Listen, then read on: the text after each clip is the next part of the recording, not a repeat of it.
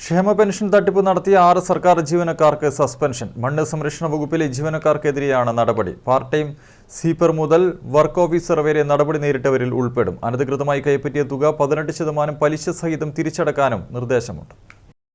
സംസ്ഥാനത്തെ ഗസറ്റഡ് ഉദ്യോഗസ്ഥരടക്കം 1458 സർക്കാർ ജീവനക്കാർ സാമൂഹ്യ സുരക്ഷാ പെൻഷൻ കൈപ്പറ്റുന്നുവെന്നാണ് പരിശോധനയിൽ കണ്ടെത്തിയത്. ധനവകുപ്പ് നിർദ്ദേശപ്രകാരം ഇൻഫർമേഷൻ കേരള മിഷൻ നടത്തിയ പരിശോധനയിലാണ് ഗുരുതര തട്ടിപ്പ് കണ്ടെത്തിയത്.